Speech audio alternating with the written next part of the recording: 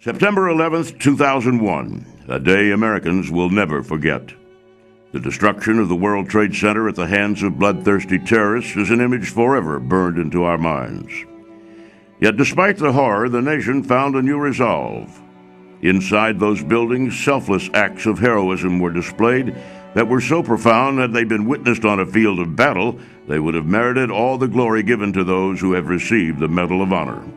Among those heroes, one man's story stands out.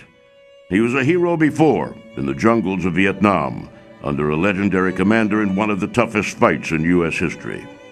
Nha Trang Valley, Central Highlands of South Vietnam, November 14, 1965. Elements of the 1st Battalion, 7th Cavalry touched down in a clearing dubbed Landing Zone X-Ray. Their mission? To find and kill enemy forces suspected to be in the area. They would not have far to look, as 3 battalions of North Vietnamese sat waiting on the nearby Chupong Mountain, eager to get a shot at the Americans. Fighting quickly erupted, as then Lieutenant Colonel Hal Moore built a defensive perimeter around the edge of the landing zone. The next morning, shortly after 9 a.m., the men from the 2nd Battalion, 7th Cavalry arrived at X-Ray to reinforce the soldiers under Lieutenant Colonel Moore. Among them was one of the few soldiers on the battlefield to have combat experience, a platoon leader in Bravo Company by the name of Rick Rescorla. A native of Cornwall, England, Rick Rescorla grew up idolizing the men of the U.S. 29th Infantry Division stationed near his hometown. He would join the British Army, fighting the communist insurgency in Cyprus, and later serve with the Northern Rhodesia Police. He eventually moved to the United States, where he joined the U.S. Army and was made a platoon leader in the 2nd Battalion, 7th Cavalry Regiment of the 1st Cavalry Division. At Landing Zone X-Ray, the situation was dire. The vastly outnumbered Americans were nearly surrounded by well-trained and motivated North Vietnamese soldiers. Yet Rescorla's confidence never wavered. He walked among his men's foxholes, singing Cornish songs, including a version of the famed old military march, Men of Harlech, and leading cheers to raise morale. A fellow soldier, Larry Gwynn, said, "I saw Rick Rescorla come swaggering into our lines with a smile on his face, an M79 on his shoulder, his M16 in one hand, saying, 'Good, good, good. I hope they hit us with everything they've got tonight. We'll wipe them up.' His spirit was catching. The enemy must have thought an entire battalion was coming to help because of all the screaming and yelling. The men of the 1st Cav held out at X-Ray, eventually beating back the tremendous North Vietnamese onslaught, due in no small part to the leadership of Rick Rescorla. He was a rock on the battlefield, steady and strong, and would be awarded the Silver and Bronze Stars along with the Purple Heart. Hal Moore called him the best platoon leader I ever saw. And it was Rick Rescorla's photo that adorned the cover of General Moore and Joseph Galloway's classic account, We Were Soldiers Once and Young. Rick Rescorla returned to the United States and retired into civilian life. Several years later, he took charge of security for Morgan Stanley Dean Winter, located in the South Tower of the World Trade Center in New York City. In 1992, he warned the Port Authority, the owners of the World Trade Center, of the danger of a potential terrorist attack which might bring the buildings down by planting a truck bomb laden with explosives next to one of the load-bearing columns in the basement. Yet he was ignored.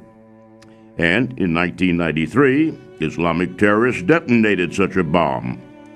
While it failed to bring the towers down, the attack killed 6 and injured over 1,000. It also proved Rescorla's fears that the Twin Towers were already a major terrorist target. He was there that day and was instrumental in the evacuation, being the last man to leave.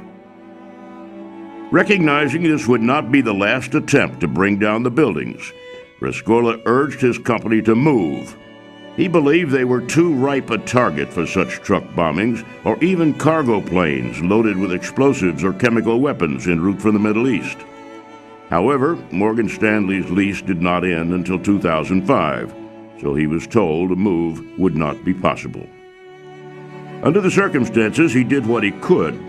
He installed generators and lighting in the stairwells and drilled the employees twice a year, forcing them to walk all the way down the stairs of one of the tallest skyscrapers in the world, earning him more than his share of grumbling and ridicule. His preparation, however, would pay off in ways nobody could ever imagine. 8:46 a.m., September 11th, 2001. American Airlines Flight 11 crashes into the North Tower of the World Trade Center. Over the intercom in the South Tower, authorities told everyone to stay put. They were safe where they were. Rescorla would have none of it and immediately started evacuating Morgan Stanley employees.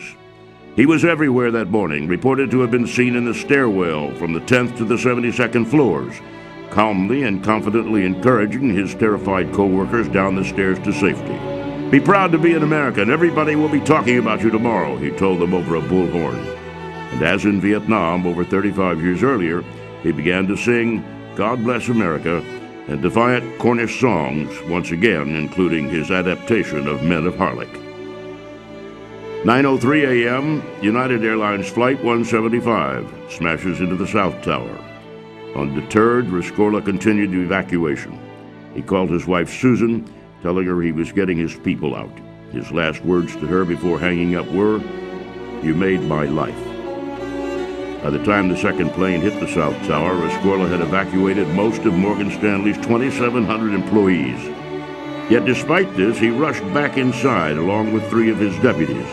When told that he had to leave, he replied, "As soon as I make sure everyone else is out." 9:59 a.m., the South Tower collapses. 29 minutes later, the North Tower falls. Over 2,700 people were killed in the disaster. It should have been more, if not for the planning and leadership of Rescorla. It is certain that many of Morgan Stanley's 2,700 employees would have died when the South Tower collapsed. Instead, only 6 were killed, including Rick Rescorla and his deputies. He was last seen rushing up to the 10th floor stairwell of the South Tower, determined to once again be the last man out.